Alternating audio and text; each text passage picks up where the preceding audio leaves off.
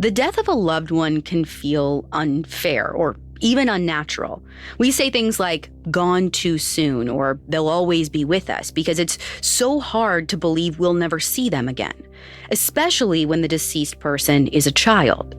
In 1957, a couple named John and Florence Pollock lost both their daughters in a tragic accident. It was their worst nightmare come true, and the Pollocks would have done anything to have their girls back. But then, just 1 year later, Florence gave birth to twins. And the similarities between them and their older sisters were uncanny, suggesting that perhaps the dead aren't really gone. Maybe they're reincarnated.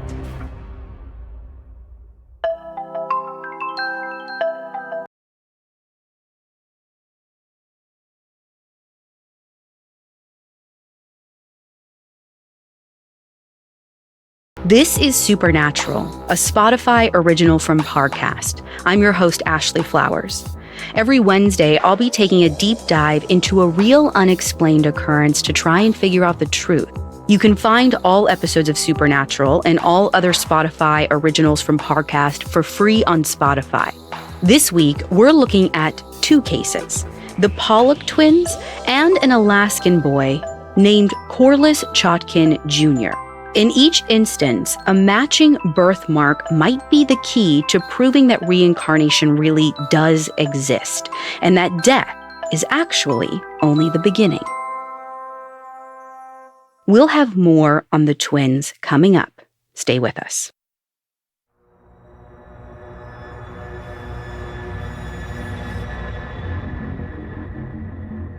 In 1940s England, a woman named Florence meets a man named John Pollock. The two fell in love, get married, and they run a grocery business. And on Sundays, they attend church. Now, John was raised in the Church of England, but he converts to Roman Catholicism with Florence. And presumably, they both believe in the tenets of Christianity, like original sin, baptism, and heaven and hell, beliefs they plan on passing down to their children. In 1946, Florence gives birth to their first daughter, Joanna. And 5 years later, Jacqueline is born. Joanna and Jacqueline are both healthy and happy girls. And like many sisters, they rarely leave each other's sides. They love to play dolls and comb each other's hair. But just 6 years later, tragedy strikes. By now, the family is living in the small British town of Hexham. Joanna is 11 and Jacqueline is 6. The two of them are walking to Sunday school one day when suddenly a car spins into the sidewalk and crushes them both against a wall. Joanna and Jacqueline are killed almost instantly. To make matters worse, the driver that hit them was suicidal. She didn't die, but she was later sent to a psychiatric institute. Apparently, it came out that she just lost her own 2 children in a custody dispute.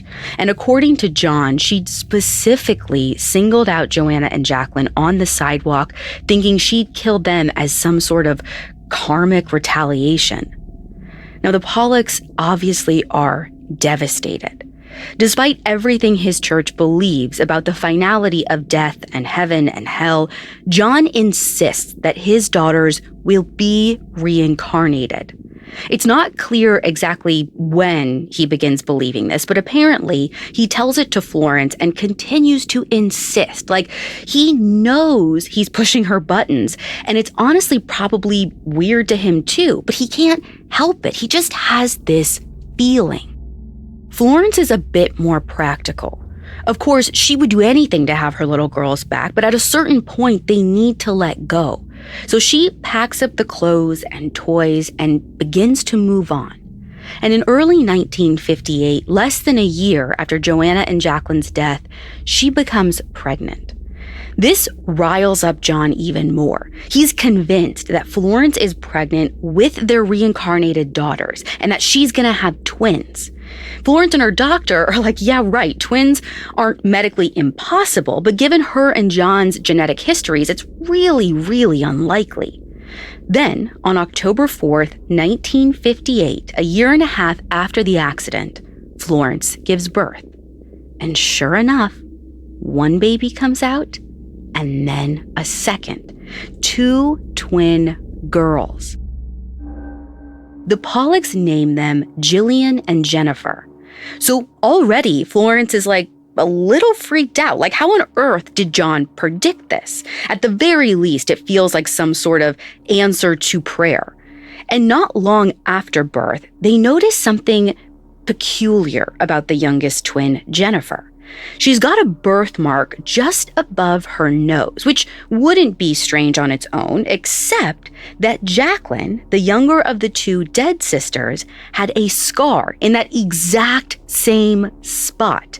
You see, at age 3, she'd fallen on a bucket and gotten 3 stitches, and the leftover scar looked exactly like Jennifer's birthmark. The Pollocks also noticed something on Jennifer's left waist. This one's a tiny birthmark, basically a mole. But it's strange because, you guessed it, Jacqueline had one in the exact same spot. Now, John probably sees this and goes, yes, there's proof. The twins have to be Joanna and Jacqueline. But Florence isn't convinced. For one, the birthmarks are only on Jennifer. It's not really evidence of anything. And also, it's got to be painful to just keep bringing up their deceased daughters in this way. So around the time the twins are born, Florence and John agree not to talk about Joanna and Jacqueline in front of the twins. Now, the conversation is probably something like, here, we have 2 beautiful daughters. Let's just be grateful and start over. And as far as I know, John does shut up about the whole reincarnation thing. When the twins are infants, the Pollocks move out of Hexham to a seaside town called Whitley Bay. It's probably just the change of scenery they need to make a fresh start. But as the girls get older, John and Florence notice some odd characteristics. First, it's their physical dispositions. Jillian, the elder twin, is fairly thin, just like Joanna, the older of the deceased sisters. And the younger twin, Jennifer, is bigger and stockier, as was Jacqueline. When the girls begin walking, their similarities only intensify. The older girl, Jillian, walks with her feet turned outward, just like Joanna did, which, again, could just be a coincidence, but by the time they're 3 years old and talking, it's not just the physical stuff anymore. The twins actually start having memories about things only Joanna and Jacqueline would have known. First, it's an old box of toys. Inside of it are 2 different dolls, one that belonged to Joanna and one that belonged to Jacqueline. And sure enough, Jillian claims the older sister's doll, and Jennifer takes the younger one. Then the twins comment that the dolls were given to them by Santa Claus, which isn't true for them, but it was true for Joanna and Jacqueline. This is just the first of the strange things that they remember. Later, when the twins are 4 years old, the family takes a trip back to Hexham. They're strolling through their town on their way to a park when Jillian and Jennifer start talking about a swing set that's inside the park and also a nearby school. And this is before they can even see them. Now, the twins did live in Hexham until they were 9 months old, so technically they had visited the park before, and they'd probably passed the school multiple times. But no 4-year-old remembers things from when they were 9 months old. That's just unheard of. To John, it's further proof that the twins aren't remembering this stuff from their own lives. He thinks the memories belonged to Joanna and Jacqueline before they died. As the twins get older, even their behavior mirrors their older sisters. When they learn how to write, Jennifer holds her pencil incorrectly in her fist, just like Jacqueline had. And of course, there's the power dynamics. Jennifer is really dependent on her older twin, Jillian. She basically follows her around, similar to how Jacqueline had been with Joanna. And again, all of this could just be coincidence. A lot of kids hold their pencils in their fists when they're learning how to write, and taking orders from your older sister is pretty normal sibling behavior. None of this is proof of reincarnation. Until one day, when Florence sees Jennifer resting her head in Jillian's hands. The girls are talking, and as Florence listens, she realizes it's about something that they couldn't possibly have known, because it was never discussed with the girls. They're talking about the accident that killed them.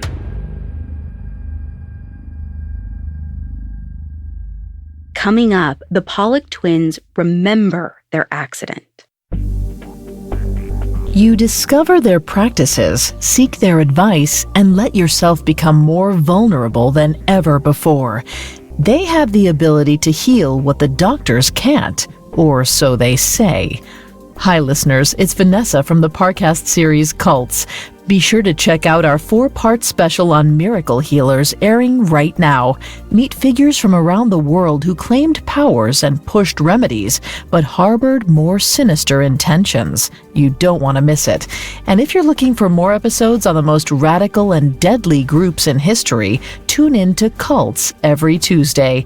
From Jim Jones and the People's Temple, to Charles Manson and the Manson family, to Keith Raniere and NXIVM, you'll uncover the unscrupulous methods used to turn bright-eyed recruits into die-hard believers.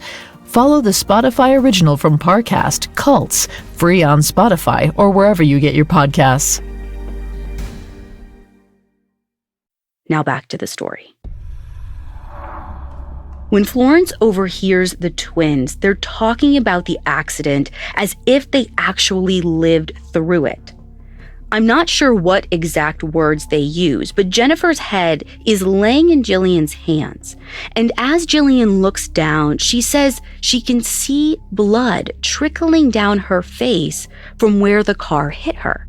This matches up with how Joanna and Jacqueline's accident happened.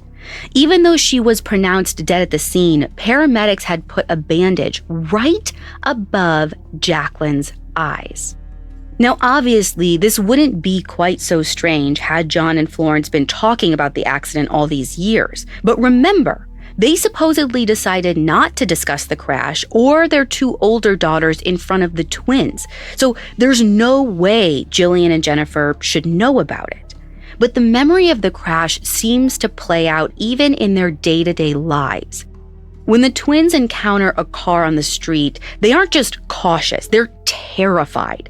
And if they unexpectedly hear a car start up, they will literally grab onto each other and shake with fear. Sometimes the girls even cry out when they see a car, thinking that it's coming for them specifically. At this point, Florence is just as convinced as John. The twins have to be the reincarnation of Joanna and Jacqueline. There's just no other way to explain it. In the early 1960s, a local newspaper gets wind of the Pollock twins and runs a story on them. For John and Florence, it's probably validating, but it doesn't help their credibility at church. Around the time the story is published, they start receiving nasty letters from other parishioners. I'm not sure what these letters say or how John and Florence respond, but it gets so bad that they decide to leave their church. Meanwhile, their story attracts attention from a doctor named Ian Stevenson. Now, I've mentioned Dr. Stevenson before in a previous episode. This guy was like the king of reincarnation studies. He spent nearly 50 years at the University of Virginia's psychiatry department as both a professor and department chair. And when it comes to reincarnation research, he is one of the most highly respected people in his field, even for skeptics. In fact, most of Stevenson's work was spent on separating exaggerated cases from believable ones. So if anyone can determine if the twins are actually reincarnated versions of their older sisters, it's this guy. Stevenson gets in touch with the Pollocks in 1964 when the twins are 6 years old. And he acknowledges that John's desire to see his dead daughters again might have clouded his judgment. Like, this could all be John reading into things and getting Florence to do it too. Besides, even with John and Florence's rule, it's possible that the twins overheard them talking at some point about the accident. But when Stevenson watches the girls' behavior, he isn't able to observe their memories himself, because at this point, they've pretty much disappeared. Now, this is pretty normal in cases of possible reincarnation. According to Dr. Stevenson, children almost always completely forget about their past lives at some point between ages 5 and 8. It's all part of a broader phenomenon called childhood amnesia. Basically, the older a child gets, the more they lose their memories from just a few years before. In fact, it's not until about age 7 that they're able to store and retrieve memories like adults. So it stands to reason that at a certain age, their memory of a past life will just slip away altogether. Fortunately, there's one thing of the twins that Stevenson is able to test, and that's their genetics. Now, Stevenson doesn't run this test until 1978, when the twins are about 20 years old. At this point, Jillian and Jennifer know the whole story themselves, and while they can't remember that part of their childhood, they also don't discredit their parents. And apparently, they're curious because Dr. Stevenson arranges for them to come in for lab tests to determine whether they're identical or fraternal twins. Now, if you're like me, it's easy to forget which is which. So basically, if a pair of twins is fraternal, it means that they have different sets of DNA from each other. So their differences, both physical and behavioral, can all be explained by genetics. The same way any pair of siblings can look and act very dissimilar. But if the twins are identical, it means they share virtually, if not the exact same DNA. So the Pollock family and Dr. Stevenson all wait for the results. And sure enough, Jillian and Jennifer are identical. They have the same DNA. So they should look exactly the same, but they don't. Not only is there the birthmark thing, there's the different body types. Now, you're probably wondering, what does this have to do with Joanna and Jacqueline? And obviously, it doesn't prove that the twins are the reincarnations of their older sisters. But it does mean that the difference in their birthmarks, the fact that Jennifer has 2 birthmarks, whereas Jillian has none, defies the basic laws of genetics. According to Dr. Stevenson, Jillian should have the same birthmarks as her identical twin, Jennifer, and yet she doesn't. It turns out that people sharing matching birthmarks or scars, the chances of that are really low, about 1 in 160. The chances that 2 birthmarks occur in the same locations, 1 in 25,000. In other words, Jennifer and Jacqueline's matching birthmarks are an incredible coincidence. But in the hundreds of cases that Dr. Stevenson's investigated, matching birthmarks, like the match to Jacqueline's scar, are present in roughly 35% of them. So there's gotta be some sort of connection. And like I said before, the Pollock twins aren't the only case involving birthmarks and possible reincarnation. And they definitely aren't the only case where a child seems to be an exact replica of a deceased family member. This takes us now to Angoon, Alaska in 1945, about a year before the first Pollock daughter, Joanna, was born. There's an elderly fisherman in Angoon by the name of Victor Vincent. All his life, he's spoken with a pronounced stutter, and in his old age, he has fairly advanced tuberculosis. He doesn't have long to live. Now, Victor is a member of the Tlingit people, and they have one of the most intense beliefs in reincarnation out of any other indigenous group in North America. So it makes sense that he not only assumes he'll be reincarnated someday, but he has a belief about who he'll be reincarnated as. About a year before he dies, Victor decides to visit his niece Irene at her home in Sitka, Alaska. They're talking, and he tells her a little secret. He says, quote, "I'm coming back as your next son. I hope I don't stutter then as much as I do now. Your son will have these scars," end quote. Then Victor lifts up his shirt and shows her 2 very specific marks on his body. One is on the upper right side of his back. It's probably from a biopsy or draining of a lung abscess. The other is near the bridge of his nose, underneath his right eye, from an operation he had to remove a tear sac. He says that when he reincarnates, Irene will recognize him because of these 2 marks. In the spring of 1946, Victor passes away. A year and a half later, Irene gives birth to a baby boy. His name is Corliss Chotkin Jr., after his father, Irene's husband. And just as Victor predicted, the boy is born with 2 distinct birthmarks in the exact same location as his great-uncle Victor's. Even more incredible, the one on Corliss's upper back doesn't look like the kind of mark a baby should have at all. Like, it's elongated and has these peripheral kind of crisscrossy marks that look like faded stitches, just like Victor's. You could say that the coincidence must somehow be attributed to genetics, but Corliss is only Victor's grandnephew, so the chance of them sharing similar DNA isn't impossible, but it's pretty low. And remember, Victor's own marks weren't even genetic. They were the result of 2 different surgeries. There's no way he could have passed them down through DNA. But the marks on Corliss's body aren't the only things Victor seems to have handed down. Because later, when he starts talking, Corliss tells his mom that his real name isn't actually Corliss. Instead, he insists that his name is actually Kokoti, and Irene is stunned because Kokoti isn't just some random name her toddler made up.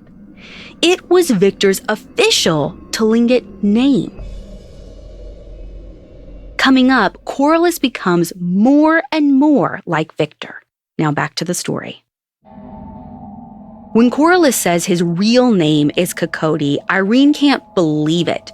She hadn't given Corliss a Tlingit name before this, and it's unlikely he would have known his uncles. Later, she brings it up to one of her aunts, presumably Victor's sister.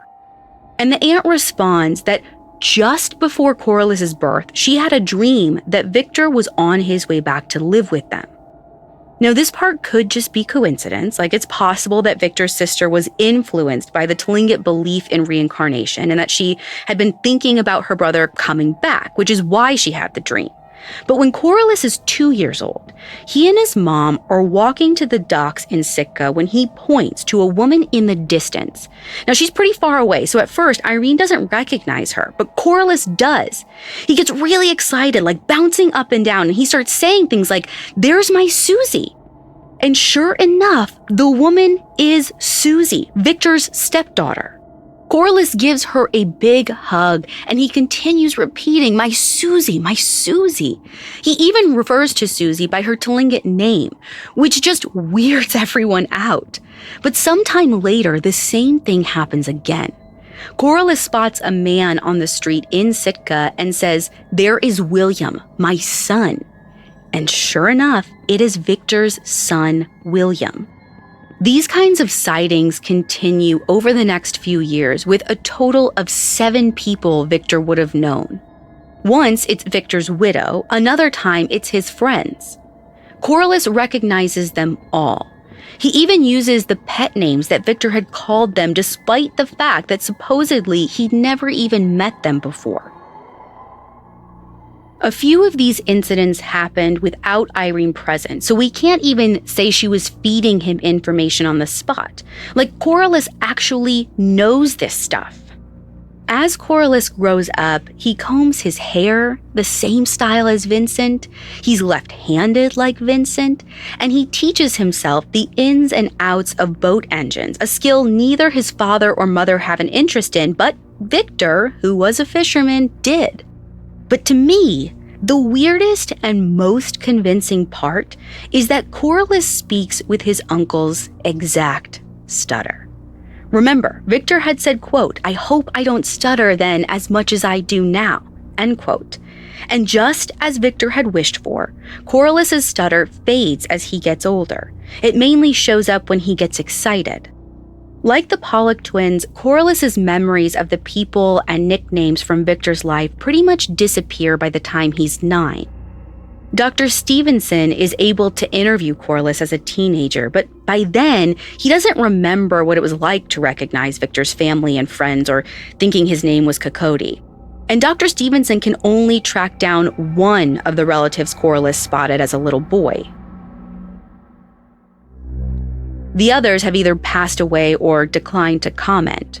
Which, okay, that's like a little suspicious, but there's still the birthmarks. The one on Corliss's back has gotten darker, and the one on his nose shifts down a little bit with age. But other than that, they're the same.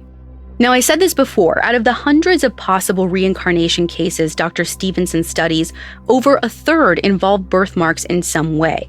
Unfortunately, there's no proof that matching birthmarks exist because of reincarnation, but there are other theories. It has to do with an ancient belief called maternal impressions. Basically, this is the idea that a mother's emotions during pregnancy can imprint on her baby, causing birthmarks and other physical abnormalities. The ancient Greeks went so far as to believe that if a mother looked at a figure, like a painting or a statue, for long enough, her child would grow up to look like it. So like if Irene Chotkin spent enough time looking at or even thinking about her uncle Victor, his scars would imprint on her fetus. Of course, his idea has been used in misogynistic and ableist ways as a way to blame mothers for their children's disabilities, and obviously there's zero science behind it. Like there's even an old superstition that birthmarks are the result of ignoring your pregnancy cravings. So like if you're really hungry for pizza and you don't eat any pizza, your child could come out with a birthmark in the shape of a New York slice. What we do know about birthmarks is that they usually come from an overgrowth of cells or blood vessels in the womb, but we really aren't sure about much else, making reincarnation just as good of an explanation as any. And if popular opinion is any indicator, it's totally possible. Hinduism is the world's third largest religion. Over 1 billion people believe in it, and reincarnation is a central belief. Basically, the goal in life is to create good karma in order to advance to a higher, more elevated stage in the next life. If you have good enough karma and you keep advancing, then eventually you'll die once and for all, achieving ultimate blissful union with God. The process takes many cycles, some estimate up to 100. So until then, whatever you don't achieve or accomplish in one life, you'll bring to the next. In other words, you get a second chance. That may sound almost too ideal, especially in cases like the Pollock twins and Corliss Chotkin, where supposedly they return to their own families. But according to psychiatrist Dr. Walter Simku, this is how it's supposed to happen. Dr. Simku is basically the follow-up to Ian Stevenson in terms of well-respected reincarnation researchers. He believes that when our souls reincarnate, we do so intentionally with members of our so-called soul group. In between their last life and the next, soul group members will actually meet up and coordinate the location of their future reincarnations, so they're sure to cross paths on Earth. So like, you and a loved one could actually be members of the same soul group who planned to reincarnate as like best friends or even siblings. In other words, death isn't the end of our families or relationships. And think of how comforting that must be, especially if you're a parent like John Pollock. Your young daughters have died in a tragic accident, but you can picture them together, deciding that they'll be reborn back into your family. Who knows if that's true? But if you think about it that way, maybe death isn't as unfair or unnatural as it feels. It's literally just our loved ones going on before us as planned. And when we say they'll always be with us, we're right.